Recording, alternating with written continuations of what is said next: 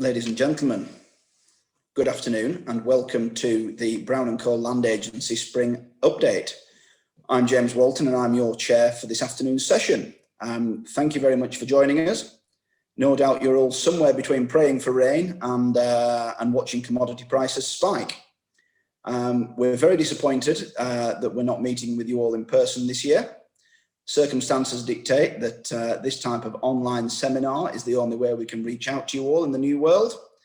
By the looks of things, people are still joining us thick and fast, but it has gone 4:30, so I will make a start. Just a little bit of housekeeping for the outset. All of you are automatically muted and all of your videos are off. The only cameras which should switch on will be mine and those of the presenters.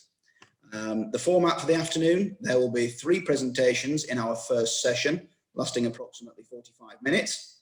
There'll be a short break, followed by 2 further presentations lasting 30 minutes. After that will be a Q&A session, which will involve all 5 of our panelists. The intention is to have this seminar wrapped up by approximately 6 p.m. And please do note that each of our presenters will have their own individual style. They're certainly not stars of stage and screen, myself included, so bear with us, and I think you'll probably agree that the BAFTAs are safe for another year. I'd just like to draw your attention to the Q&A section. So if you look in the middle, bottom middle of your screen, central position, you will find a Q&A tab. You can type a question into the Q&A tab at any time. I'll be the recipient of those questions, and I'll collate them for the Q&A session, which we'll hold at the end of the seminar. If we don't answer your question, please don't be alarmed. We will ask the relevant panel member to email you a response if we don't have time to cover off your queries. Additionally, we do intend to publish the seminar. So if there's an item or a part of it you wish to recap or have repeated, you will be given access to this. I ought to give you an intro into our first 3 speakers. First up is Charles Birch. Charles is a specialist acting for landowners and farmers in relation to residential development land. Charles will summarise the differences between options and promotion agreements. Secondly, we will have Jamie Seaman, who will try to guide us through the key changes brought about in tenancy legislation via the Agriculture Act 2020, and more particularly how these new terms will impact agreements. And thirdly, we have Ed Blundy. Amongst other things, Ed is an expert in renewable energy. Ed will outline the current state of play in the renewables market generally, but will major on large-scale solar and battery. Before proceeding, I would just like to remind you all about the Q&A button. Questions can be submitted at any time throughout the seminar, but the questions will only be answered once you've heard all 5 presentations. I hope that's all clear. The next time you will see me is during our short interval, which will take place after the first 3 presentations. Without further ado, please can I have the first 3 speakers?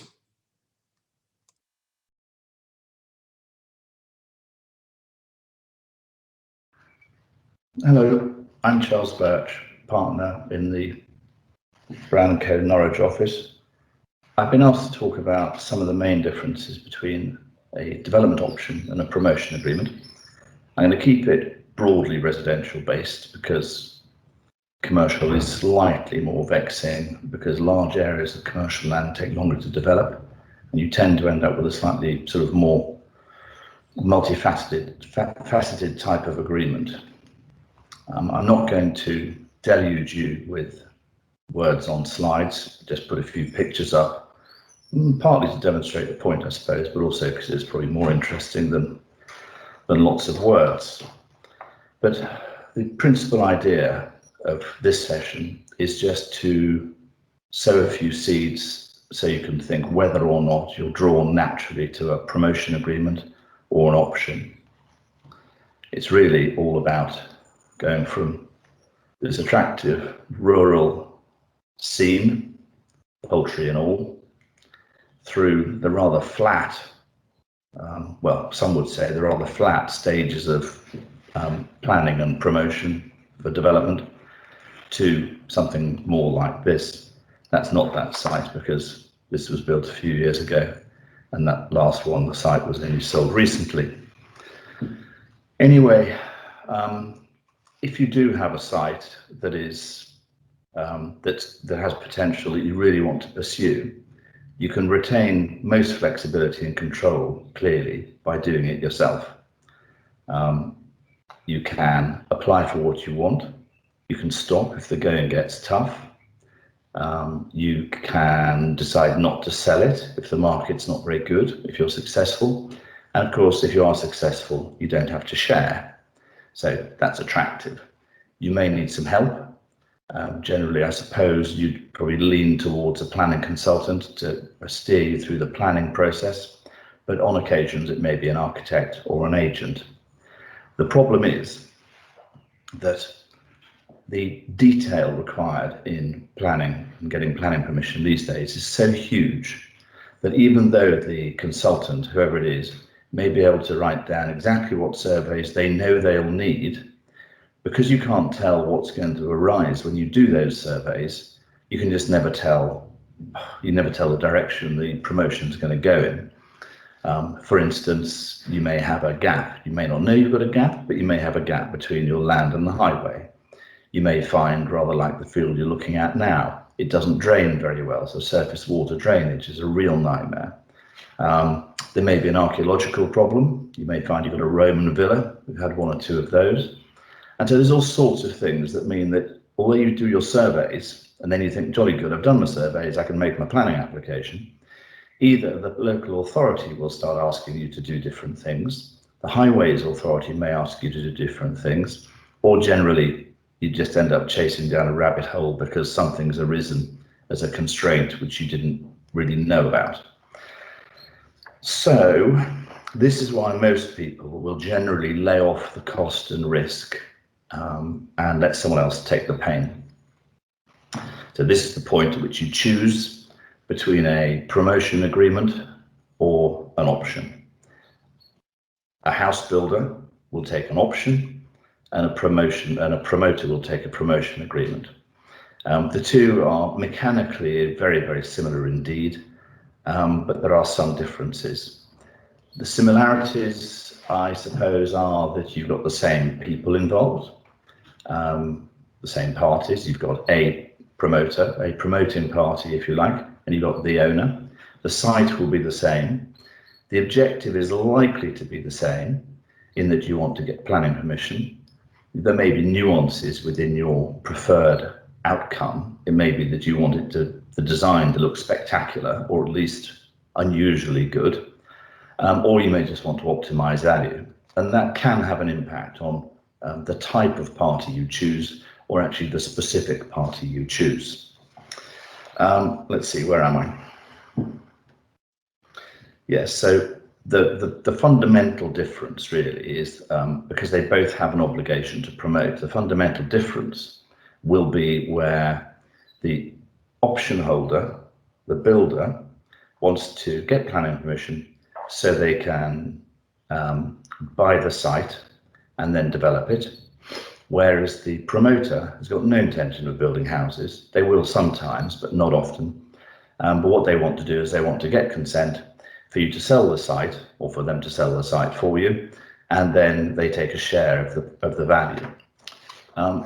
So they both generally want their costs back. Sometimes either party will wash their costs in with their discount or their promoter's share.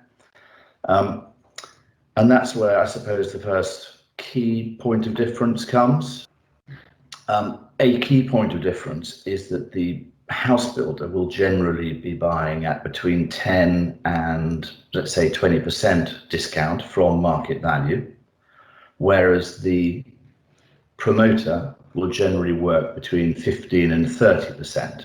So let's say you end up in an area, you end up with a house builder at 15% discount and a promoter at 20% share, and it demonstrates the point. If you're in a higher value area, or the site's spectacularly good or easy, then you may find your discounts are lower and your share is lower, but the principle is the same. And so this is where the house builder looks rather more attractive, because their share of the proceeds is going to be 5 or 10% less than the promoter. The promoter is likely to spend more because the house builder will generally do more in-house. And so on balance, the house builder seems to have it at the moment. But the issue of agreeing value with the house builder at the end of the day, when you've got planning permission, they want to buy, is quite torrid. And you've got to be really careful that they have actually optimized value, because you're going to sell on the basis of what has had permission granted for it. That specific design, that's the permission, that's what they're buying. And so if they've got rather a sort of low development area per acre within the site, not many square feet of house per acre, then the value will be lower than if you've got really quite an optimum square foot of house per acre. And so you can either find yourself with embedded costs because they've added more for retaining walls because the site's sloping than you might perhaps think you need, and things like that. So you need to be really conscious of that. The promoter will say that they will optimize value, and crucially, that the site then will go on the market to be bought. And so you build a competitive bidding process into the mixture, which is hugely valuable, and that's quite enough for some people. Some owners know they want their site to go to the market because they don't believe they'll get a fair deal from the house builder.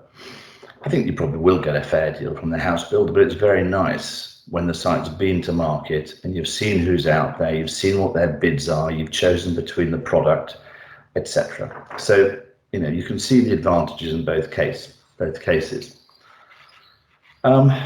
There is a different advantage with a house builder, which is that they will sometimes appeal more to a parish. It depends on the house builder, of course.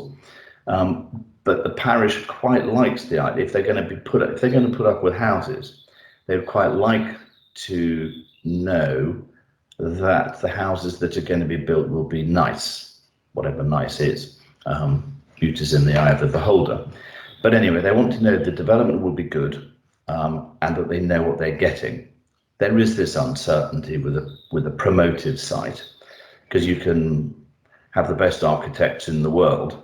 Actually, you probably don't want them, but you want a good one, and lots of open space. But of course, if the house builder then scrunches it all together by getting a different permission later, then the parish doesn't get, or the district council, they don't get what they thought they were going to get. District council is another matter. They are absolutely bound by the need for sites to come forward and for them to be delivered. And they are arguably, I mean, demonstrably so in some cases, it's not a general fact that a site will have more chance of getting permission with a house builder, but it's very, very comforting for a local authority, particularly if they've got a housing need, and they haven't got a 5-year land supply, or they're a bit marginal, or they're worried about it.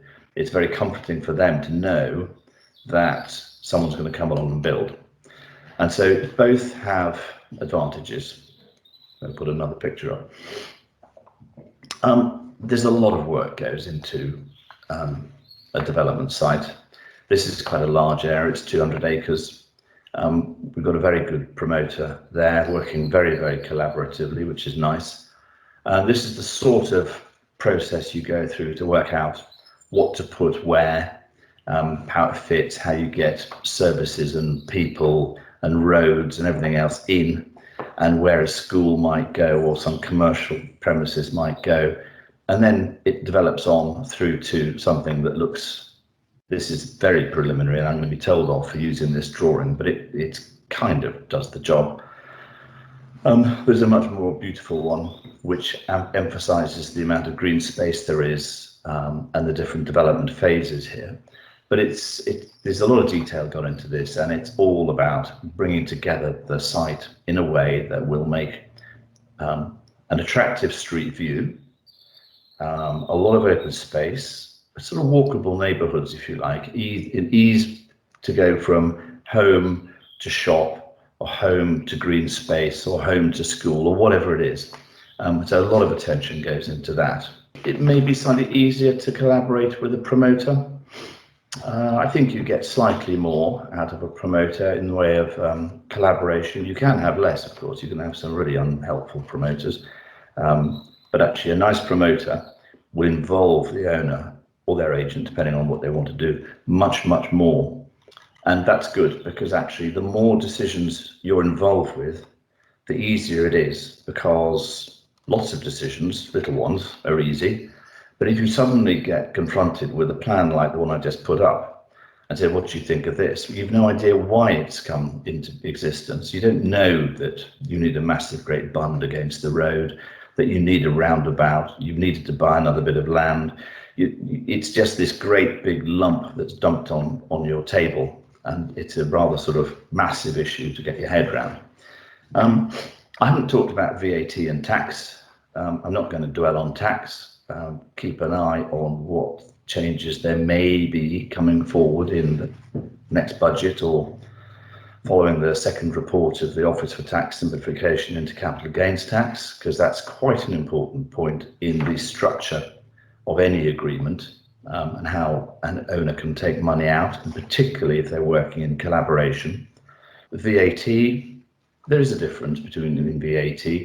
Generally, if you're in a promotion agreement, you will want to opt to tax the land, because you'll get an invoice from the promoter for their share and for their costs recovery.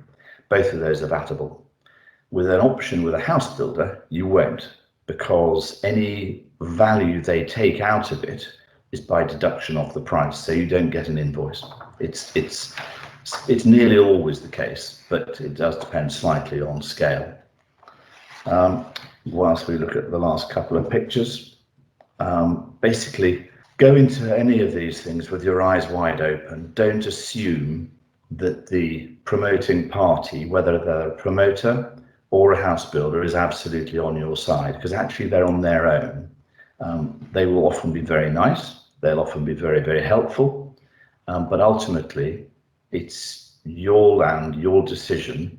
You're going to keep most of the value, and you want that value to be right. That does raise another point, actually. Always do some sums at the beginning. If you get a broad idea of what the site may be worth at the end, work out what 10%, 15%, 20%, and what 200,000 or 300,000 or £1 million of deductions makes that look like. Because when you see the sum at the end of the day, if that's for the first time, it's pretty harrowing when you see how big those shares are. And it's important to get that in perspective and accept it, because otherwise you will end up feeling a bit disgruntled at the end, rather than just being exhausted at the end. On balance, the promoter may cost a bit more. They may be more proactive. A house builder may be more likely to get permission, not necessarily. And so it's horses for courses. You can't be sure there is a best. A lot of it will come down to who the promoter or a house builder is, whether you are going to get from them what you want. And that's the crucial point. Very often these things are based on personalities, and work really hard to make sure that you feel you're going to be able to have a relationship, even if there are going to be times when you have to deal with some slightly difficult issues along the way. This is a site we sold last year, and that is a much older one. Slightly boring, actually, that, but it's been very successful. But the difference in design of houses within a large allocation can be huge. So the first slide, which I'm not going to show you again, has quite a pretty street scene. And this one, this block here, built by a different house builder, really hasn't got a street scene at all. So think about whether this is all about planning and value, or whether actually it's also about trying to leave something behind that's not too bad. And on that note, I think I'm going to hand back to our chairman. Thank you very much for listening.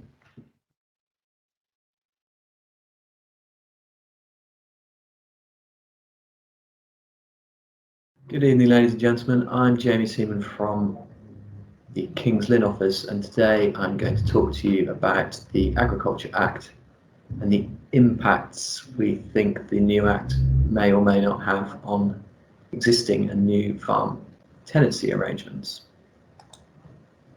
So, not wishing to dwell in the past, but I think it's important to set the context. We're a part of the European Union and therefore part of the Common Agricultural Policy. There was support to the tune of £3.5 billion, which the UK government continued to maintain for last year. Obviously, there's reductions this year. 80% of that payment was based on land occupation, and 20% was related to environmental schemes. The requirements to be eligible to claim basic payment under the CAP rules were relatively lenient, one could say. For £94 an acre last year, you simply had to cross-comply and meet the CAP greening rules, which you don't even have to anymore, and be an active farmer with a minimum claim size of 5 hectares. So it's all quite simple, in my opinion. However, obviously everything changed in November 2020 with the passing through the House of Lords of the new Agriculture Act. So this was the first Agriculture Act the UK had since 1947, in the post-war recession, Second World War recession, and it's quite ironic actually that we're in a similar state of flux with a global pandemic for the next UK Agriculture Act. Just as a bit of a sideline, in 1947 the Agriculture Act aimed to secure farming incomes via guaranteed produce prices, improve farmer tenant security, and implement high standards and good practice checks and good estate management and husbandry. Certainly no mention of the environment, which is obviously the buzzword for the new Agriculture Act. So alongside the environment, which I've touched on, the other aims of the Act were to simplify the basic payment scheme, which they've done so. There's no greening for this year. Phasing out of the basic payment scheme over the next 7 years, which will reduce it down to zero. It would be 50% by 2024. An option to de-link direct payments, so you don't necessarily need to occupy land to claim the payments during the transition period. That could obviously have an impact on tenancies, which we'll come on to later. And also this offer of a one-off lump sum retirement payment, effectively being termed, so you can de-link your payment and then take it all as a lump sum rather than taking an annual return. An improvement in cross-compliance, offering extensions to existing environmental stewardship schemes, financial powers to provide the buzz phrase, which is public money for public goods, ELMS, which is environmental land management schemes, which more information will come out in the near future, we hope, and agricultural productivity funding schemes. And the final element of the Agriculture Act was some tenancy reform. So I'm just going to focus initially on the de-linking and lump sums, because they can clearly have a role or impact within tenancy arrangements, existing and new. Starting with de-linking, this is the mechanism of breaking the link between receiving support and occupying land. So what this means is a landholder could sell their land or give up their tenancy and continue to take agricultural support annually until the transition period has ended in 2027. We're not sure when this will be available or what year it will be based on in terms of being eligible to de-link, but the best guess at the moment is next year, being 2022. And the lump sum is a similar principle of de-linking your payment from land occupation, but instead of then taking it annually over the next 6 years, you can take it as a whole lump sum. And this is likely to be restricted to retiring farmers, land occupiers. And again, the detail is still to come, but where there is a clear impact for those with agricultural tenancies is you could have farmers de-linking and taking payments and handing land back, and that land in effect would be unsupported until we know what ELMS will provide in the future. So there could be a period between 2022 and 2027, where payments go to the tenant occupier and the landlord has, for want of a better phrase, a naked farm or an unsupported farm from a subsidy point of view. Moving on to tenancy reform, the principles of tenancy reform under the Act are a review of how rent review disputes can be settled. So it used to be historically via an arbitration, and you had to appoint the arbitrator within 12 months prior to the date of the review.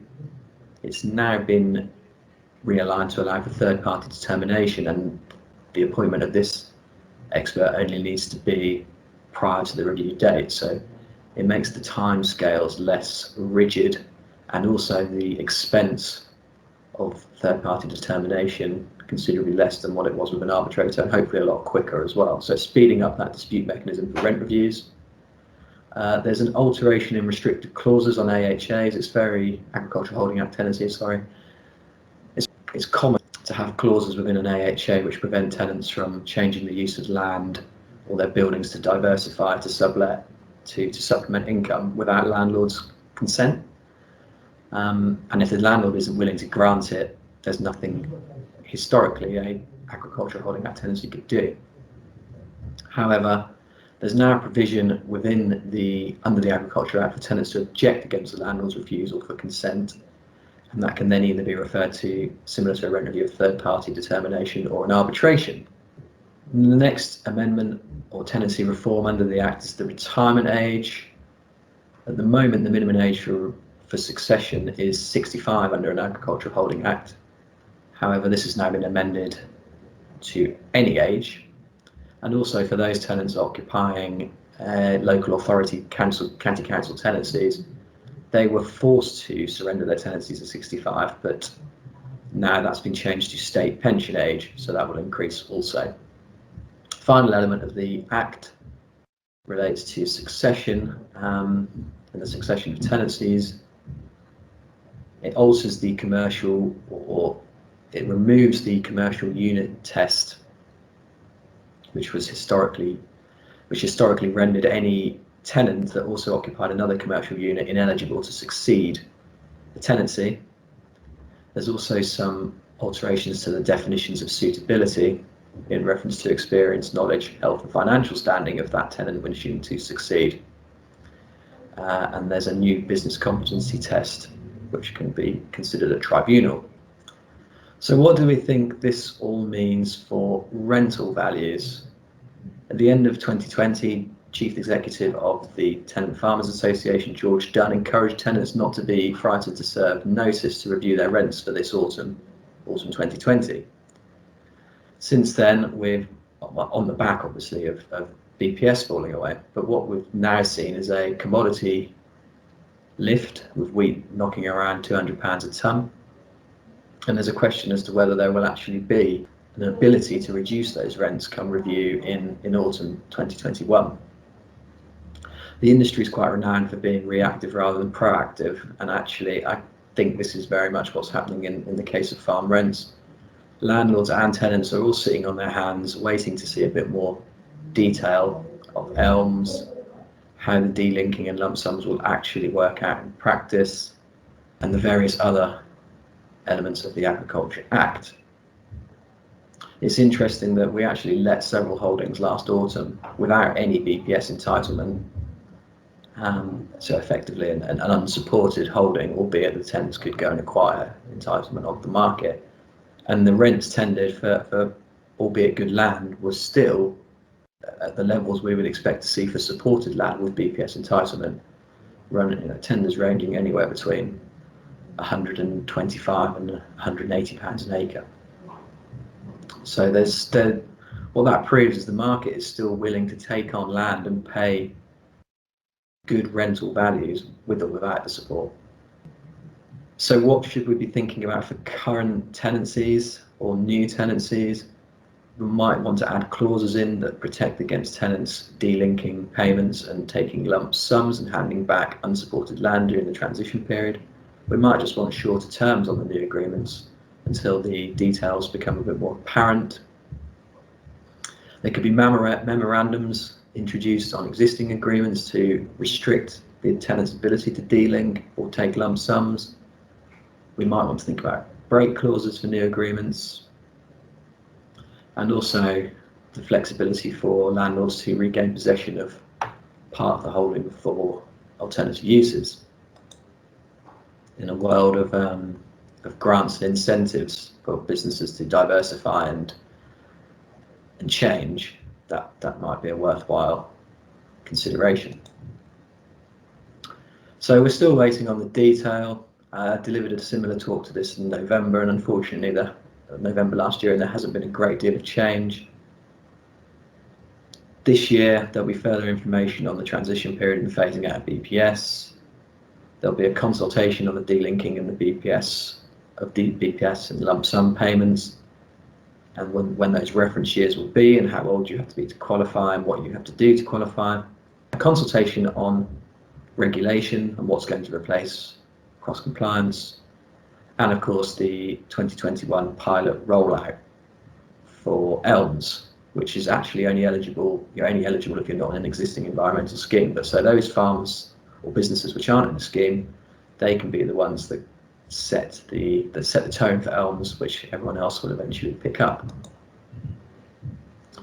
So from our point of view, what do you guys need to do?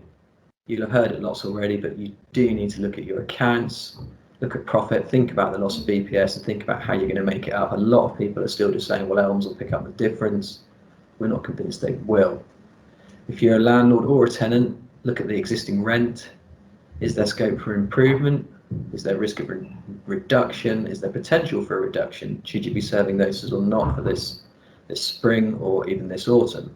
If you've got existing tenancies, do you want to do an alteration of the terms by memorandum? Do you want to alter the terms of new tenancies to think about the delinking and the lump sum payments? Consider having an appraisal done of your business so we can look at all these kinds of elements and recommend a suitable solution to take forward into the future. Obviously, keep assessing countryside stewardship and natural capital options, and potentially use it as a driver for change. It's an opportunity, it's a threat, but it's also an opportunity. Is it time to take some lump sum payments and retirement payments, de-link, use the cash to invest in diversifying, equipping up technology and handing over to the next generation? So take-home messages: it's the greatest change to agricultural policy since the Second World War. I'm going to again suggest this is an opportunity rather than just a threat. Look at the succession of your business, look at delinking of one-off payments, use this as a driver for change. Ask yourself the questions: what are you going to do? Have you thought about it? And seize the opportunity. Thank you, and back to Mr. Chairman.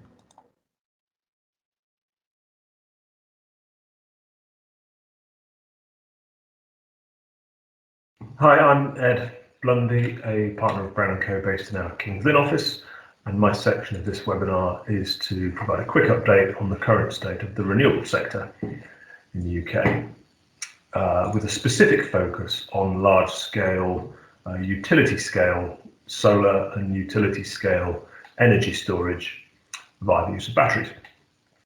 Now, you won't need me to tell you that the subject of renewable energy is nothing new, and there are literally hundreds of different stakeholders in the sector, all vying for your attention.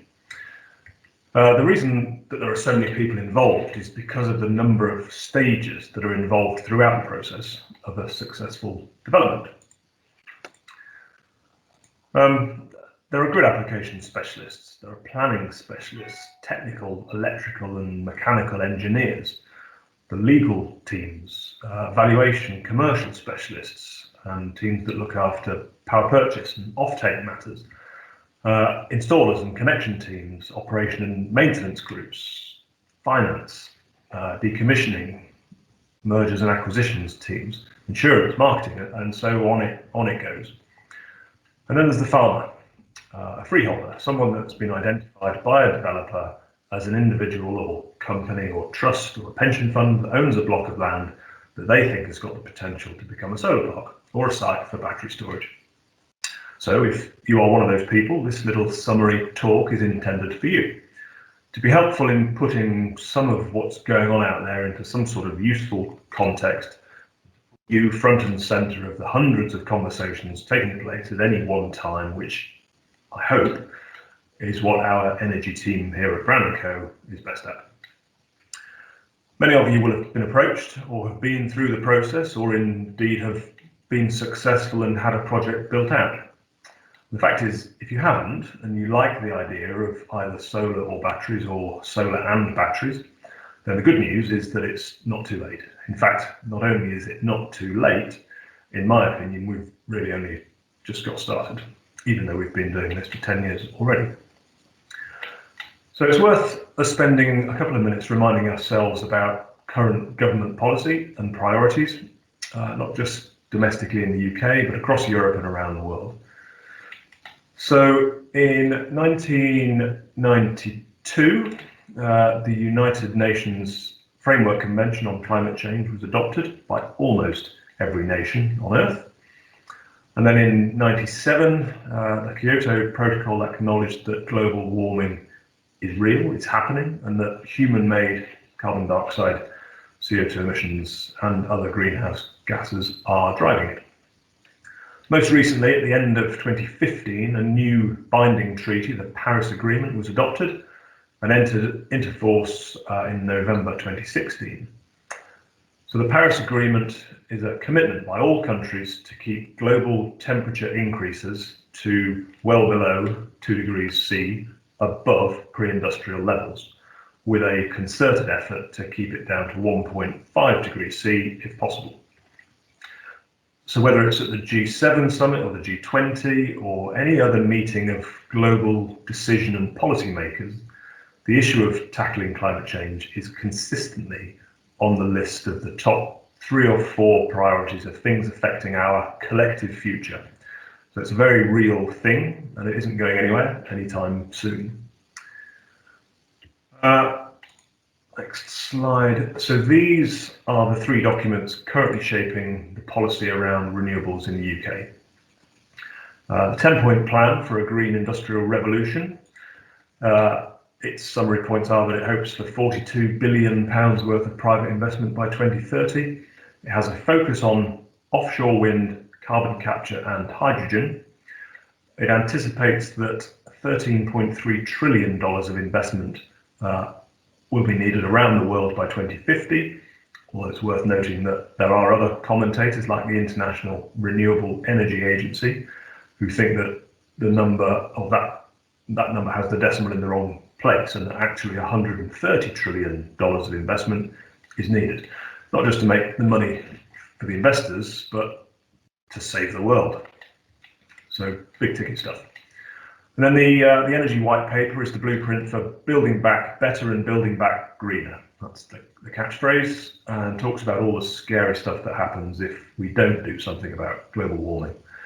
You wouldn't want to read it if you're in any way skeptical about the issue, and it motivationally suggests that we're on the cusp of a global green industrial revolution.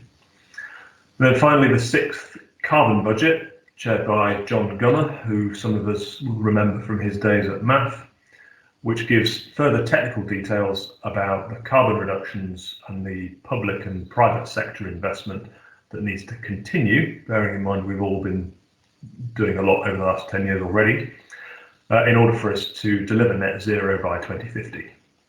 And then I thought I would have one short slide all about what we as a firm have been involved with and some of the sorts of roles our agents, values and consultants find themselves tackling.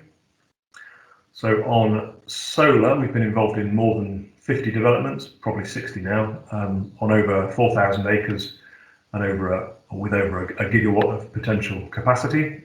And those numbers are growing significantly each month. There are literally new projects coming on every day.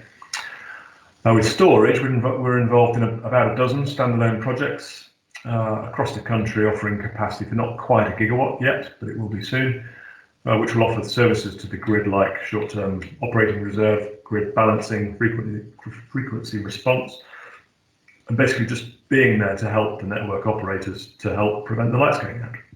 And of course, we need the renewables generators, but without the storage to go with it, then we've really only got half the solution. The longer term challenge for batteries, as I see it, is getting them to operate over a longer time frame. So instead of only being able to discharge over, say, a few minutes to plug a specific hole at that time, they need to be able to eke out that power either overnight or when the wind isn't blowing. Obviously, I know it's not quite as simple as that, how pumped hydro works, but my point is that battery technology is changing all the time and developing and coming on leaps and bounds all the time. And so once we have a commercially viable, flexible battery solution, then we'll be well on our way. Cables. Cabling is another large area of work, either private wire deals where a cable is needed to connect a new solar park across the land of an adjoining owner into a substation, or it could be the easements needed for the onshore parts of the offshore wind farms, like those that have been affecting our clients up and down the Lincolnshire and Norfolk coasts for the last 8 or 9 years. And then outside the physical development work, we're also heavily involved in the valuation of renewables developments, either for tax purposes or for calculating overage or annual reporting or accountancy, or perhaps the value to a freeholder where a tenant wants consent to sublet the land to a developer. Other professional work we're involved in might be dispute resolution or compensation claims or decommissioning assessments or interpretations of any of the dozens of clauses in option and lease agreements. We also get asked to advise on the valuation and sale or purchase of assets, including wind turbines, the machines themselves, the market for which, by the way, is very hot, or land which is subject to solar or battery or wind farm leases. One way or another, we seem to get asked to cover all of it, which is great, and does, in all seriousness, give us a fantastic insight under the skin of all sorts of projects, which we're really pleased with. Boris wants the UK to be powered by turbines in the sea by 2050. And I think that's great, no problem at all. It's a huge opportunity for that sector and all the work that will come with it. The only real problem I see is that the capacity can't be delivered overnight. They're big schemes that will take a long time to roll out, albeit much better than a new nuclear power station, but still quite pedestrian. Whereas solar, on the other hand, is instant, relatively. I therefore see solar filling the gap between now and 2050. I think that means for at least the next decade, there are going to be opportunities for solar development in the UK to decarbonise our economy today and tomorrow, not just in 2030 or 40 or 50. And that's the role that solar in particular, along with storage, has to play now and why we need so much of it. The rest of Europe's economy is also seeking to decarbonise. And I've heard estimates predicting a 400% increase in the demand for renewable electricity in the coming years. And if coal and gas-fired power stations are also going to be decommissioned during that phase, then we need a serious amount of new generation. As for the future, i.e. near-term and medium-term, then I see the production of renewable electricity and gas, and I think biomethane will continue to have an important role to play, at least before, if not alongside, hydrogen, which will also need a lot of renewable electricity to produce it. I see the production of renewable electricity going hand in hand with the whole carbon capture and natural capital agenda.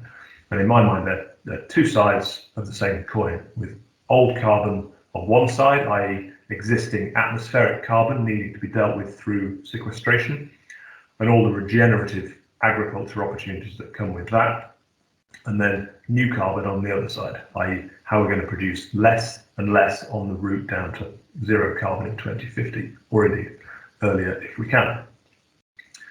So the opportunities are there for our farming and landowning clients to be part of this. Of course, it won't be everybody, it can't be everyone. Some people won't want to do it and may disagree with the whole notion of it, which is fine. Others won't be able to do it either because there's no grid, or there's a restrictive covenant on the land, or a tenancy agreement won't permit it, or any other reason. What we do know is that the taxpayer is willing to pay public money for public goods. and providing land for renewable energy developments, or allowing natural capital to, or making natural capital available to sequester carbon, we think, is a service for which society is prepared to pay. So how do I conclude? Really the only way I can think of, by saying that we're going to need a lot more electricity, and it has to be low carbon and renewable electricity. Whilst there's no time to talk about it now, I do believe that the same also applies for biogas, certainly in the short to medium term, and that's quite an exciting space at the moment, so do keep a close eye on it, or indeed us.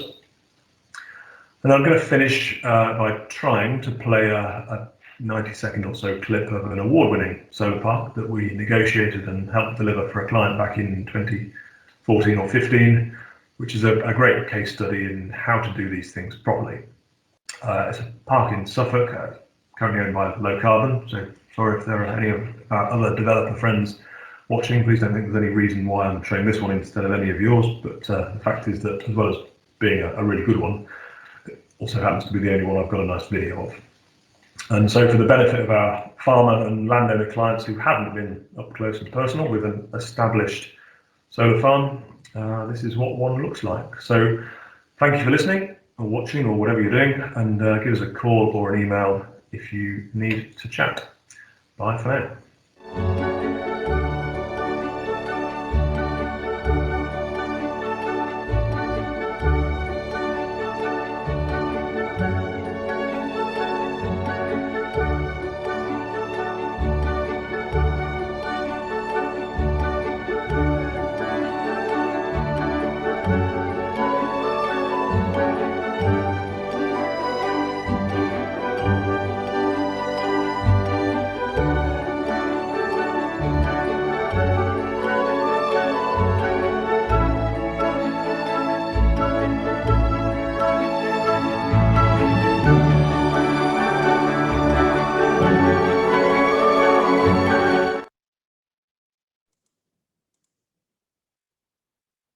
There we are. So, ladies and gentlemen, thank you very much, Charles, Jamie, Ed.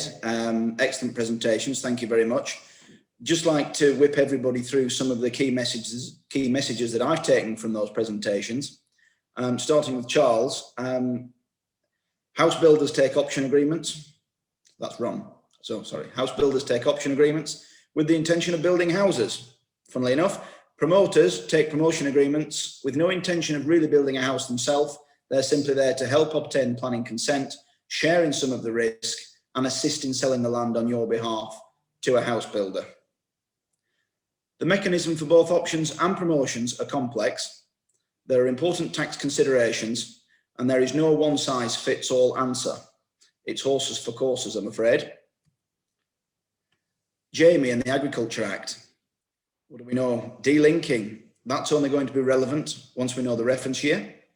Lump sum payments, they're likely to be restricted to retiring land occupiers, but both issues require further consultation at government level, and therefore we do expect further changes. Elms, there's a word, it's a word we're starting to hear more of. It's still a work in progress. And Jamie isn't convinced that it will entirely, the finance from it will entirely make up the loss of BPS. What's all this going to lead to? Well, it's going to lead probably to shorter term agreements and tenancies, tenancy memorandums preventing delinking, and generally more attention to detail around subsidy clauses within tenancy agreements. You should consider the greatest change in agricultural policy since the Second World War as an opportunity rather than a threat, and use it to drive change in your farming business. Finally, Ed, on our renewables, the international climate change agreements have all been adopted. The UK government's 10-point plan for a green industrial revolution concentrates on offshore wind, carbon capture and hydrogen. The investment needed requires more zeros than I have on my calculator. You perhaps consider that hard to believe for a land agent. It's certainly not too late to become involved in the battery and solar sector. The technology has been around for 10 years or more, but Ed believes that at utility scale level, we've really only just begun. The production of energy is only half of the battle. The other half is storage. to prevent the lights going out. I thought that was a great pun, Ed, thank you. The aim is for the UK's electricity needs to be supplied from offshore wind by 2050. Only time will tell if that's achievable. Ed described offshore wind as being at a pedestrian speed. However, in the meantime, it looks as though that solar might help fill that gap. And it's also interesting to hear, Ed, that there is significant interest in the sale of wind, solar and AD assets that may be of interest to those listening. We're now going to move towards our final two speakers for the afternoon. To start with, we'll have Jonathan Rush. Jonathan is our in-house expert in the Electronic Communications Code. Jonathan will explain how the rural telecoms mast market is evolving and summarise the opportunities it presents. Last, and certainly not least, we have Tom Burks, who will be providing an update on the farmland market across the Brown&Co region. Again, I'd like to remind everybody about the Q&A button. We have been inundated with questions so far, so thank you very much for your engagement. And rest assured, all the presenters will be available to answer questions at the end of this next session.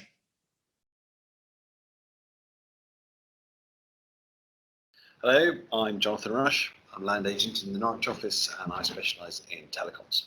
I'm going to give you a bit of an update as to how things are evolving under the new Electronic Communications Code, or the code as we refer to it, and how that may be affecting you in the rural marketplace. Now, as a bit of background, the telecoms market has changed quite a lot in the last 10 years.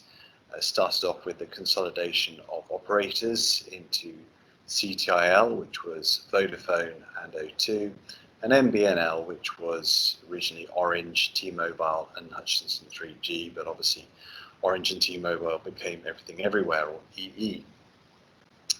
This consolidation of the operators came about as part to save costs because the mast network needed expanding as the transmission types changed, and they couldn't afford to do it, or at least so they claimed they couldn't afford to do it, so they got around site sharing and assignment by forming entities that would cover all this off. But this wasn't enough, and government drive towards a digital economy and the increased use of mobile data. I mean, we only have to think about how much we all use mobile data day to day on our phones and other sort of mobile devices, meant that there was always going to be increasing pressure on this transmission network. Now, as technologies have advanced, a lot more data can be carried over the airwaves, for want of a better phrase, but it can't be carried as far. If you think back to the old Nokia 3210s, which was on 2G network, you could, there was no problem with signal interruption as a rule. I mean, you would go into total dead areas, but as a rule, you would fade between mast sites, and you have that whole, are you there, are you still there, and can you hear me, and everything else like that, which we all did to try and get out of calls that we didn't want to make. But as a rule, the call held on. You won't get that now with 3G and 4G because you have these so-called data cliffs, because the data goes so far and then it stops. And people don't like that. They don't like it at all. And this is why you will have seen a lot of masts appearing along the road network. It's somewhat ironic given how the government feels about us being on the phone in cars, and also down the rail networks as well. And this is why we're seeing more and more masts popping up around the countryside. Ironic given the culling of masts that happened approximately 5 years ago.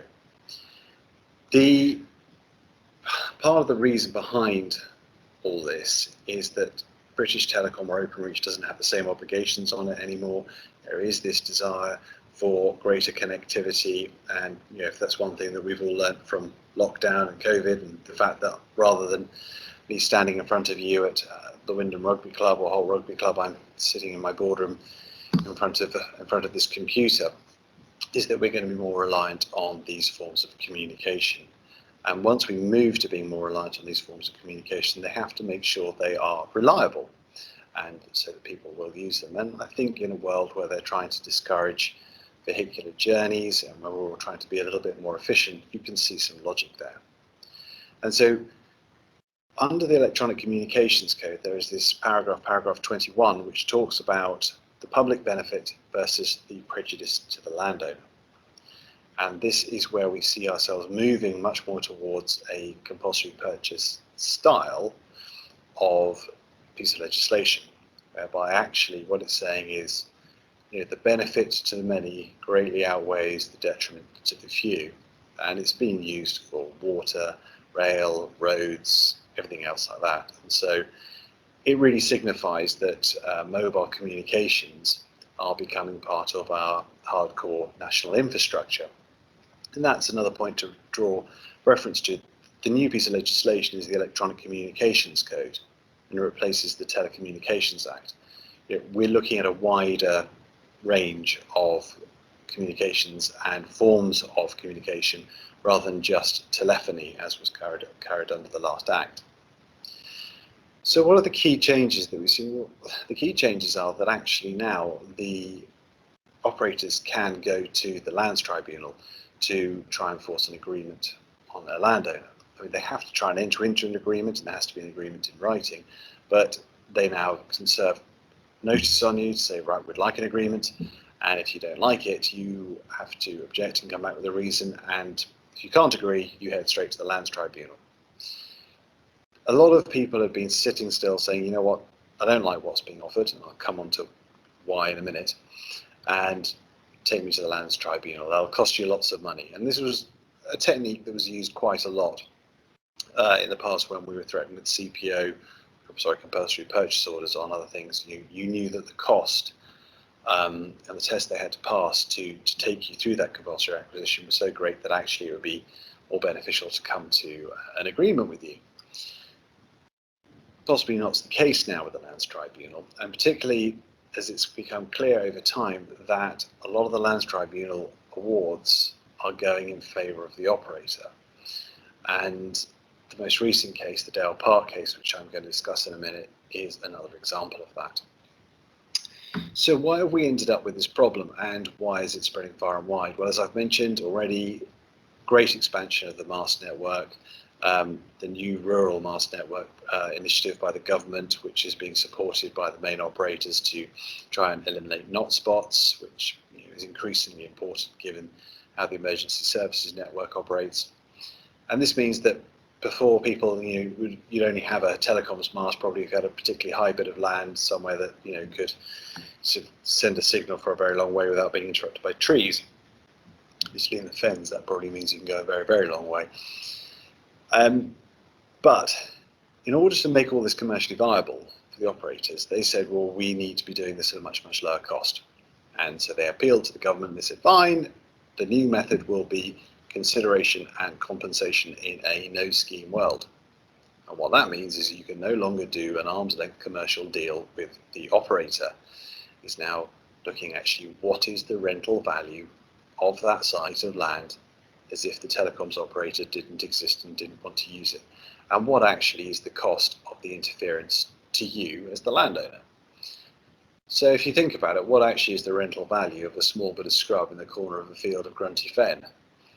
No disrespect to Grunty Fen, it's probably not going to be that high when you consider maybe an arable rent might only be between 150 and 200 pounds per acre, and we're only looking at about, I don't know, sometimes 20 square meters as a site, if that. So that creates problem one. The other problem is, well, what is the compensation due? What really is the loss from having a mast in the corner of a field? Now, in certain areas that may be more significant to others. It may be an eyesore, it may interfere with shooting, any number of things, but really, how are you going to quantify that, and how are you really going to build up an argument for getting anywhere near the figures that we were looking at of around about £4,000 to £5,000 per annum for your standard greenfield site? Now, obviously, masts near towns, near roads, industrial areas, they were getting much higher rents and site shares, but I'm going to try and simplify it back just to looking at rural sites. So when the new code came out, it looked a lot more like,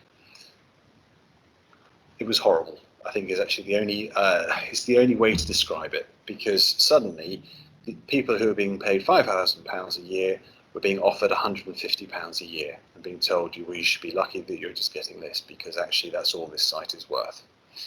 And this created a complete stalemate. Nothing happened. No one was agreeing to anything. There were a few test cases where notices were served, and it was proved that the notice was served on the wrong people because, of course, operators were trying to serve notices on the landowner when the landowner wasn't in occupation, so that caused all sorts of delays. But ultimately, total stalemate. Over time, and bear in mind that this new act came into force in December 2017, and here we are in April 2021, over time deals started to be done. Largely, I think Arqiva, now Cellnex, were doing deals around about $1,200, $1,700 a year, offering a bit of lump sum payment, and people were taking the view that actually this is probably not a bad deal to do. Much, much harder if you already had an existing mast at really high rent. A lot easier to swallow if you were someone being approached for a new mast. Over time, things have just been evolving very, very quietly. EE and MBNL have led the way a lot more, particularly because EE's got some of the emergency services network, and we've been seeing deals of £1,000 per annum, £3,000 disturbance payment, and £15,000 of signing on bonus. And really, these are bungs. You know, they're trying to keep the annual payment down, but they're trying to soften the blow over, say, a 10-year period by offering these lump sums, which they say quite clearly are not linked to a rental calculation under the code. And that's fine, take it, understand it, but you have to understand that in 10 years' time you're going to be back down just to the base rent. So always be careful when they say, oh, just capitalise this, spread it over the 10 years and it works out to a rent of X. Well, yes, fine, as long as you appreciate in 10 years' time you're still going to have a mast, probably always going to have a mast, and the rent's going to be a lot lower. Progress has been slow, but recently we've had what's called the Dale Park case. Without getting into great detail about it, Cellnex, or On Tower, formerly known as Arqiva, were dealing with the lease renewal under the code in a rural part of the countryside, and it was a mast in a wood. The landowner, I think, was looking for somewhere between £7,000 or £8,000 per annum, and felt that they'd put forward evidence for that, and the operator itself was looking for something sub £1,000 per annum. It's complex how it's built up. But the long and the short of it was the end award was £1,200 per annum, and the Lands Tribunal said quite clearly that they found all the evidence and calculations put forward by the experts for the landowner to be not at all helpful, I think is the polite way of putting it. And their view was very much following the lines that Cellnex had put forward. So how was that £1,200 arrived at? Well, there was £100 as consideration for the use of the site. It was acknowledged by all parties that actually no one would really pay £100 to use this small site in the middle of a wood, but there had to be some kind of token gesture. £600 for additional benefits of being able to actually use the site, access to it, being able to prune trees, being able to install apparatus there regardless of what the apparatus was to be used for. Then another £500, the adverse impact on the landlord, which was for disruption to cottages, disruption to the visual amenity of the estate, and other factors like that. But they also drew reference back to a case agreed in Scotland recently where there weren't such wide sharing rights, there wasn't such a great level of disturbance to houses, and the rent was set at £750 per annum. And so these two recent cases have put a lot more pressure on landowners to get agreements made. We've also seen some of the lump sum incentive payments retracted by the operators, or they've certainly become a little bit tricky about it. This is more evidence that things are going in favour of the operators, and even the current review of the code that's underway doesn't focus on the form of consideration and compensation. It has all sorts of other legal matters relating to how the operators can deal with their leases. So could one really argue that the writing is on the wall for landowners? Probably yes, and whilst that may sound a little bit pessimistic, I think we have to consider how the world is looking. You know, it is a real case of does the benefit to the many outweigh the detriment to the few, and I believe they probably will always take the view that it does. And so these masts will be put up. Now, being approached to say we want to have a mast on your land doesn't necessarily mean you're going to have one. We've had all sorts of sites that have fallen out of bed because of planning issues, power issues, getting the internet, so backhaul data, connections to the sites, and all sorts of problems. So it's not an immediate disaster, but it is something that once you're approached, take it seriously, because if they've looked at your site and they think they can do something, they've already done a whole lot of thinking behind the scenes that you're not aware of, and so you need to be tuned in for that, and that's where we can help. A final point is just to be careful about RPI rent reviews on your existing masts. If your lease is worded correctly, time won't necessarily be of the essence, and always get this checked before you don't do anything, but as a rule, RPI rent reviews can be backdated. I've recently just done an agreement back to 2001. And if you're not putting yourself on their radar saying, hello, I want my RPI rent review dealt with, that's fine. Okay, you're not having the money now, but chances are you'll have it later. And you just need to be a bit careful about putting your head above the parapet and saying, here I am, I want some more rent, and then immediately painting a target on yourself for future action for a new lease under the code, because as a rule, a lot of these leases are already held over. You're in that point at which they can come and serve notice for a new code, and if you're quietly sailing under the radar, you want to give some serious consideration to continuing to sail under the radar before you serve any rent review notices, particularly for RPI. So that's a separate matter really for those who've got telecoms masts, but again, we'd be very, very happy to help you with that. So I hope you've taken something from this brief gallop through of what's going on, and where we are and why we're at it. It's a shame not to be able to be more positive, but I do feel that we have taken considerable steps on from where we were. In the early days, it was very bleak, but things look a bit more promising. And as some people have said to me who have had new mast agreements on their land, £1,000 per annum plus £20,000 one-off payment, or even just £5,000 one-off payment, is a pretty good return from a very small area of land. Okay, thank you very much. We're very happy to help with any queries you may have on these matters. Thank you.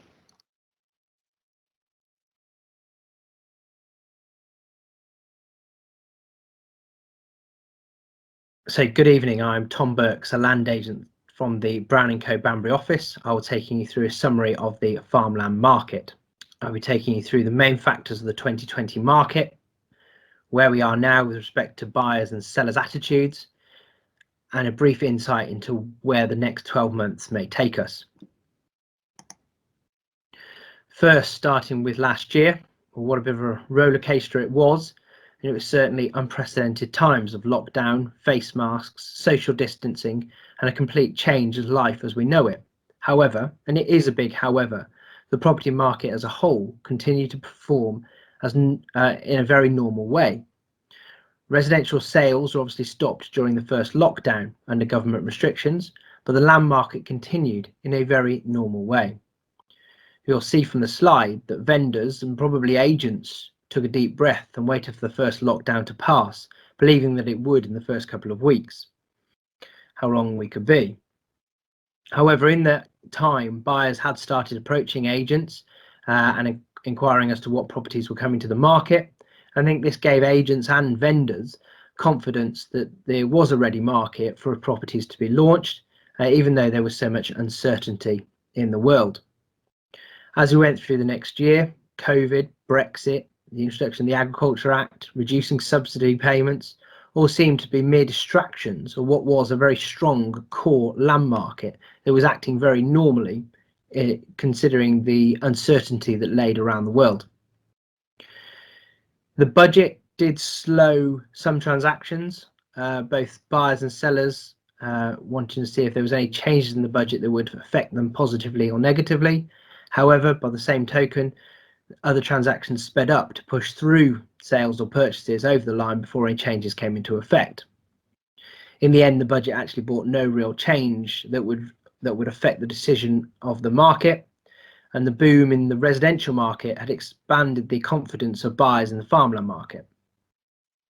As we saw in the press, new buyers were being brought to the market, with city investors having entered. Probably not to the level of the media portrayed, but city buyers have become a featured profile of buyers in the ag land market. they showed strong interest in the sector, especially in commuter belts locations or locations of high amenity value. As with previous years, and what is becoming very much a factor in the land market, is that demand was very much outstripping supply. So, as we can see from these figures, the Farmers Weekly tracker showed that there was a 34% reduction in advertised land between 2019 and 2020. However, as you can see from our data, the land prices held pretty consistently through the last 3 years. And you can see from our agents have put forward core values in the range of £7,500 to £11,000 per acre. There'll obviously be exceptions to this, but this gives a flavour of the average values. It's also believed that pasture is mainly at the lower end of this range and arable at the higher end of this range. You also see that, as previously stated, that a high percentage of land was launched to the end of Q2, whereas historically land is usually launched at the end of Q1. So moving on to where we are now, the effects of COVID-19 are still present, but it seems that the market is planning for life after COVID. There seems to be 5 main categories of buyers: the investor or IHT buyer, looking for mainly arable land and have aspirations to buy land within the near vicinity. Most buyers wanting it within the near 1 hour travel distance of their property or where they live. Rollover buyers, who are usually farmers but have also benefited from development deals, and they have aspirations to buying land in close proximity to their current holding so they can expand their acreage and the area of the sphere of where they farm. Then we have the new kind of buyer, the amenity buyer, who's probably always been there, but they've become more prevalent in the last 12 months. They're very locational specific, and they're more interested in the outlook of residential property or the overall surroundings of the land rather than the quality of the land and how much that profitability of the soils will bring them. They're also quite important to them is controlling the boundary rather than the potential income from the soil. The farmer buyer, who has always been in the market, always very much been in the market, they are mainly an opportunity buyer, opportunity-led buyer, who are not particularly an active buyer, but if they become a strong bidder, if a farm adjacent or close to their proximity is launched to the market. And finally, we have a new strand of buyer who are looking to take advantage of carbon reduction schemes that are potentially going to come to the market in the next couple of years. This carbon buyer seems to be very much at the lower end of the price range, but looking for opportunities to buy land at a low level in the expectation of carbon schemes that maybe have come available to landowners over the next couple of years. We also understand that there may be several investment funds set up for this kind of purchase. They will be less driven, we expect, by location and more driven by the product and the price. And this will become a stronger market if these schemes become more of a reality. However, the overarching element of the land market at the moment is that the supply and demand is very much outstripping the supply of land that's on the market. Looking forward, we believe that mainly much of the same, although supply may slightly pick up as people who held back from marketing last year may bring their property to the market this year. It's also plausible that investment farmers may be available this year, whereas little was sold last year. It seemed plausible that if you were prepared to market your own farm and leave the house for 12 hours while viewings happened, that was harder to enforce on a tenant. And therefore, if you had land subject to Agricultural Holdings Act tenancies, you were unlikely to launch last year. However, the people that were preparing to sell those kind of freehold subject to tenancies could come to the market this year. Although there is, believe, a few situations where tenants and landlords are waiting for full details of retirement packages offered through the Agricultural Act to see if a surrender option or surrender may be an option in that case before selling the freehold. So when more clarity is available on that scheme, It's believed that slightly more land may come to the market from that kind of byproduct of that scheme. We also believe there may be some more amenity buyers in the market as workplaces give more clarity on working patterns within offices. It's expected that they may increase the amount of buyers, probably not for fully fledged commercial holdings, but more amenity small holdings and such properties. We also believe that carbon buyers will become more prevalent in the market as relevant schemes, as more details of relevant schemes become available. There's no indications particularly that values will fall or rise significantly. So moving on then to thinking of selling, and just a few factors for people to consider that are thinking of selling. Obviously I've got tax at the top there, which has always been a big driver in the land market, as much as we try and make decisions not based purely on tax. I'm afraid it is an element that has a major factor on the land market, and so minimising and planning for taxation if you are wanting to dispose of property, land or residential property, planning and taking advice early can help by minimising payments on both the sale proceeds and future tax implications of that money when it is achieved. Preparation is very much key there. Moving on to maximising potential, buyers can sometimes be quite blinkered when it comes to potential, and therefore seeing a property and either getting planning permission on that property or marketing with the possibility of that development can very much add to the sale price, the end sale price. It can be expensive to get planning permission, and therefore the decision can be that, okay, we're not going to get planning permission on this barn, but we're going to sell it with the potential that it has got, and very much point that out in our marketing process. Obviously overages and development clawbacks can help protect the seller in that case as well. Pointing that out to the buyers of the potential opportunities is very important when in marketing, the marketing process. Looking at future income, obviously if you're from the agricultural business, you've been taking an income, and therefore making sure that you have a scheme in place or a process in place so that you know where that income is going to come from, and having the end situation, an idea of that can be very useful sometimes by aiding the tax situation, so that the transition of moving money from a agricultural holding to a future income base, if that can be planned, then that can very much save tax in that way. The impact on the retained land, just planning that, making sure that that's acceptable to all parties, mainly to the seller in the first place, and making sure you're happy with what's going to be retained if you are retaining any, and just putting in place the services and thinking about those elements can very much aid the buyer and the seller through the process. And finally, knowing the buyer, and for us to know what property is probably going to be bought by what buyer, so the likely buyer, so that we can market that property to that buyer in the correct way, and that may be to maximise the potential value, or to maximise the potential interest in that property, to be able to gain the smoothest transaction for the seller.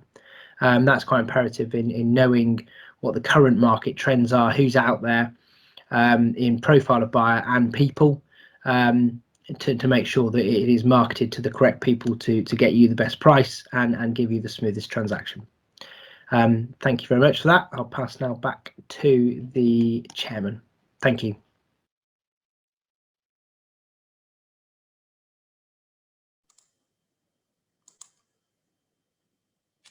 Thank you, Jonathan, and to Tom, two very insightful presentations there. Again, I'll just take you through the notes that I've made there. The Electronic Communications Code.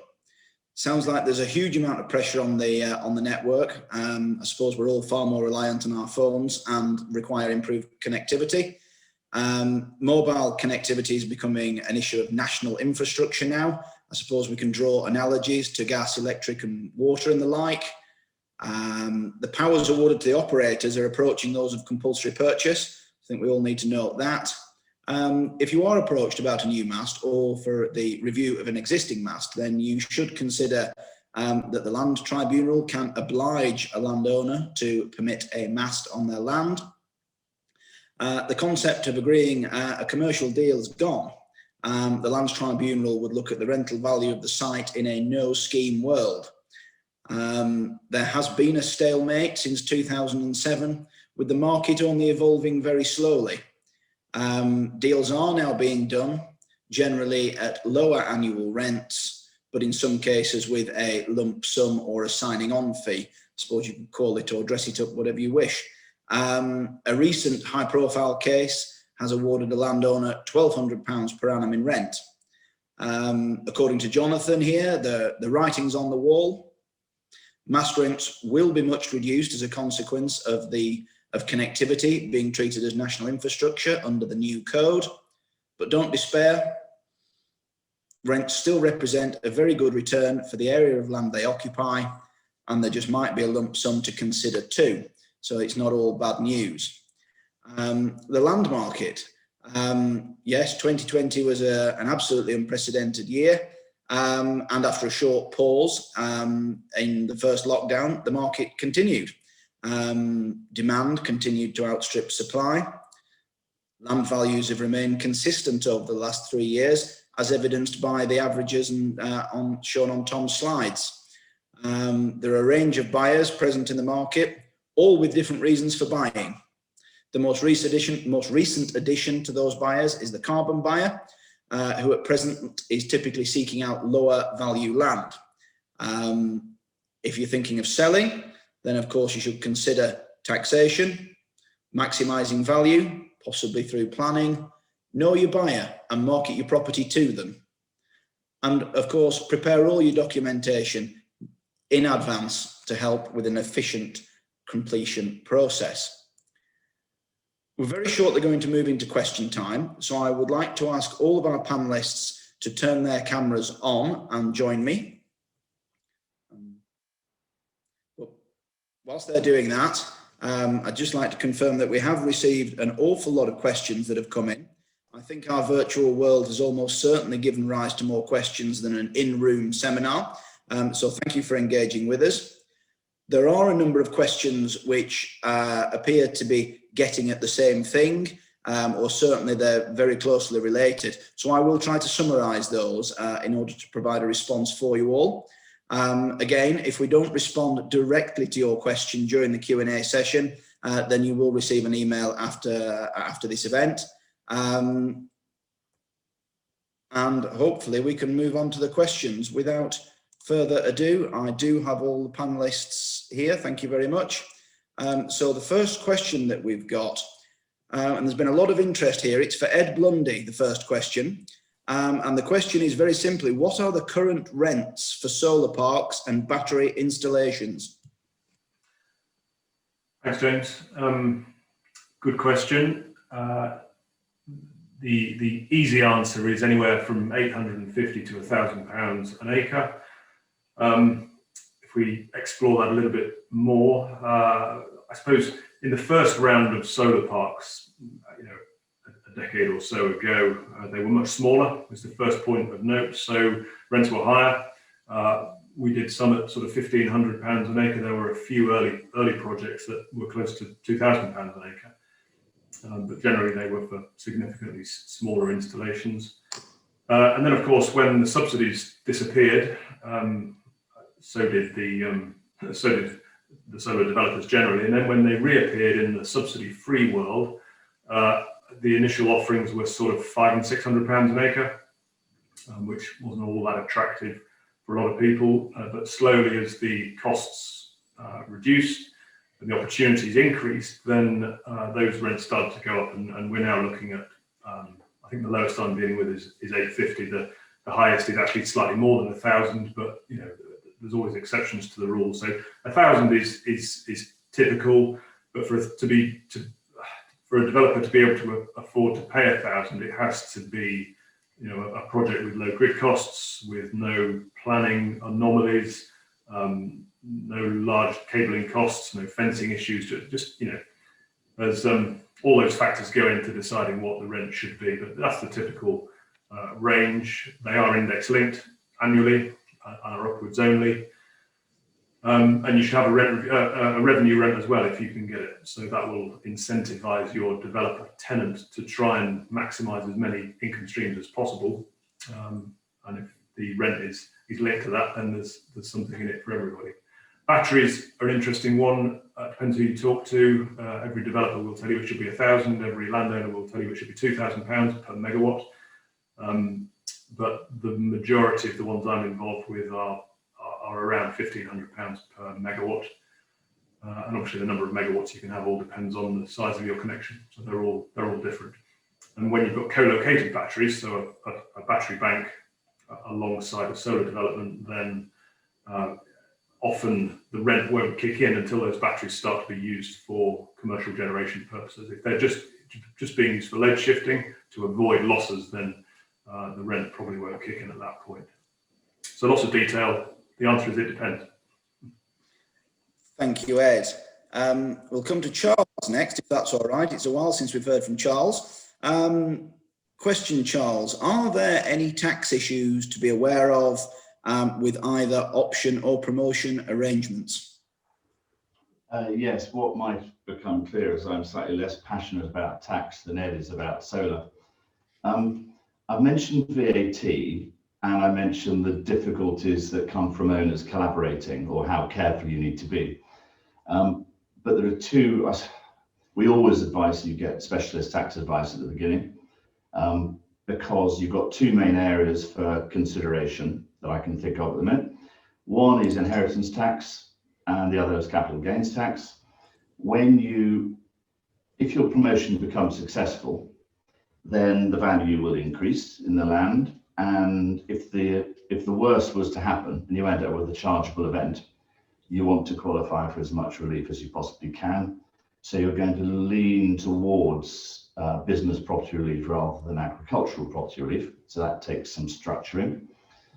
And if the development is successful and you sell, then you want maximum flexibility for mitigation or minimizing capital gains tax. So that leans towards use of the asset within the business. So yes, care required. Thank you, Charles. Thomas, we're going to come to you next, if that's all right. There's a few questions, which I'm going to try and summarize them here. With the loss of BPS, uncertainty in UK agriculture, why does land remain so expensive in relation to its earning capacity? Okay, I think that it's always been slightly disjointed from its related earning capacity. But with the BPS fall, there was a thought that prices may fall. However, with the new entrants to the market wanting to buy land, the new opportunities around carbon, solar and development that we've already heard about, and the tax savings around IHT relief, or HT reliefs, and capital gains tax reliefs. The current prices, I think, give us stability that mean that they are at the moment disjointed away from the related earning capacity. Thank you, Thomas. Sticking with the value theme, Jamie, can you give us an opinion on where you see farm rents going in the next 12 months? That's probably a difficult question, but one that's on many people's lips. Yeah, I think I probably suggested in my talk that we think they're probably going to stay quite stagnant, to be honest, because there's just so many unknowns still out there with the Agriculture Act and the changes it's bringing. I think the Farmers Weekly did a rental index a few weeks ago, and AHA rents increased by about 4%. FBT rents decreased by 4%. I suspect the FBT decrease was driven by the support uncertainty. And the AHA increase is probably driven by the commodity price improvements. So all in the round, I suspect it's going to probably stay quite static for the next 12 months. The land we've been offering to rent in the last 6 months has generally gone within the bracket of 125 to 180 pounds per acre in East Anglia. And AHA rents still seem to be somewhere between 75 and 90. So in the short term, or short to medium, I think we're probably as is, status quo for now anyway. Thank you very much, Jamie. You've put your cards on the table there. Next question. I've got one on telecoms masts here. Jonathan. Initially, rents offered were as low as £150 per year for a mast site. And people seemed to sit on their hands, didn't do any deals, and waited it out. Should people be doing the same now? And will prices jump up again? Thank you, James. I think in the past, that's absolutely right. We were said to everybody, sit down, hold tight, because we need to see how this is going to play out. And the initial offers made by the telecoms companies were absolutely appalling. So bad so that it created enough of a reaction from the landlords so that nobody actually did anything. Arqiva, to be fair to them, now Cellnex did lead the way with some better rents. And my message to people internally and externally was, do nothing, do your best to keep the old rent going as long as you can. I think with the recent case in Scotland and also the Dale Park case, that advice changes. My advice is to engage. There's a point at which there's time to engage, try and get a deal done. There are still incentives available for getting deals done before ending up at tribunal. And there's also this point where telecoms companies are keen to get a number of people over the line so they can start to say, look, actually, we're building some critical mass here. And actually, sometimes it's good to be a person who's at the front of that queue, because you do get these bigger incentive payments, which we are starting to see drop already.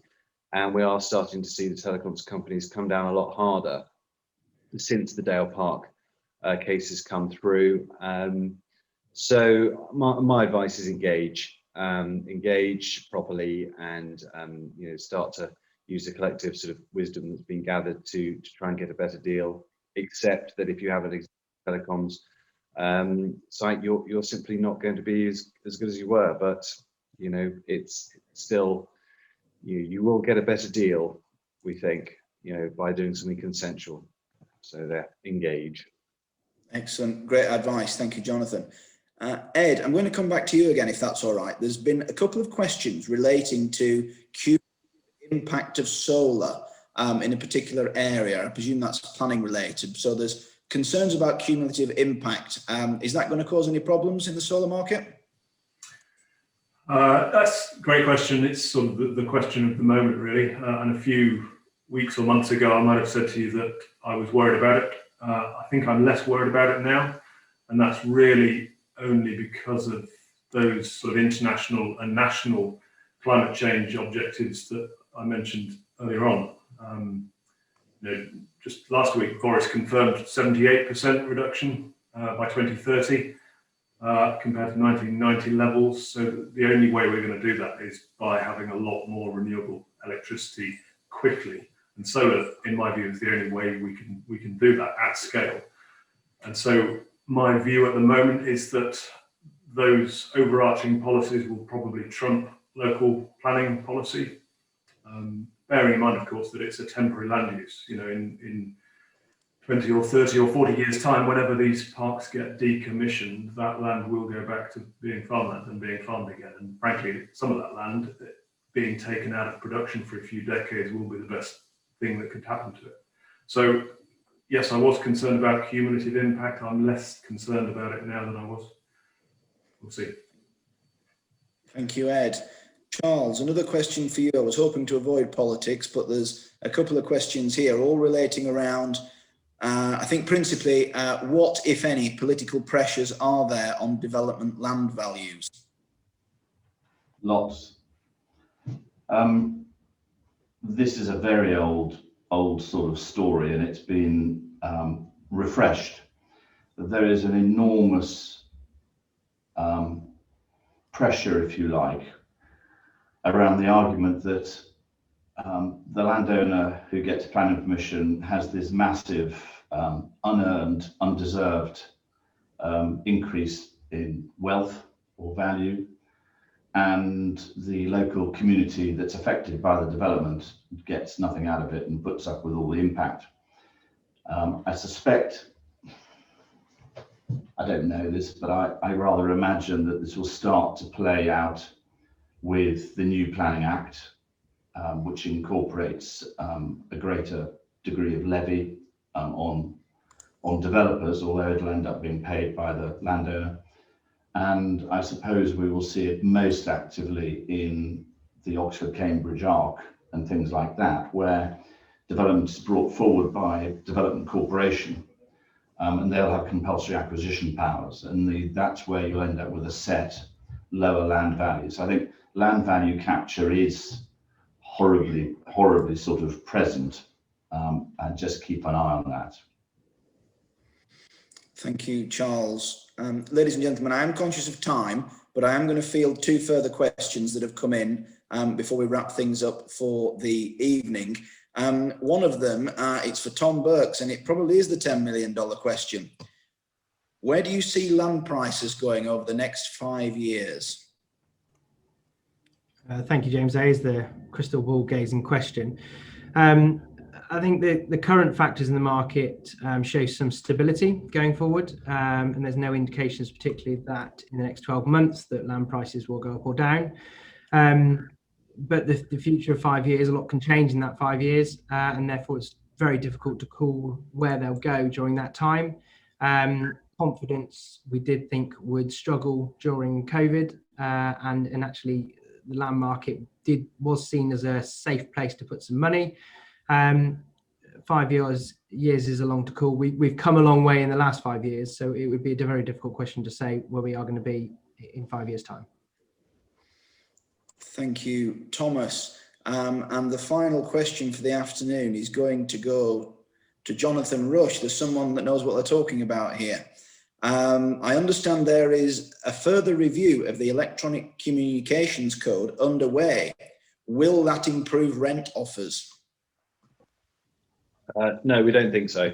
From what we've seen so far, the review of the code is more about how it's implemented, how the operators are held to account if they breach terms of the agreement, or if they just generally behave quite badly. So we don't anticipate the government making any changes to the payment methods.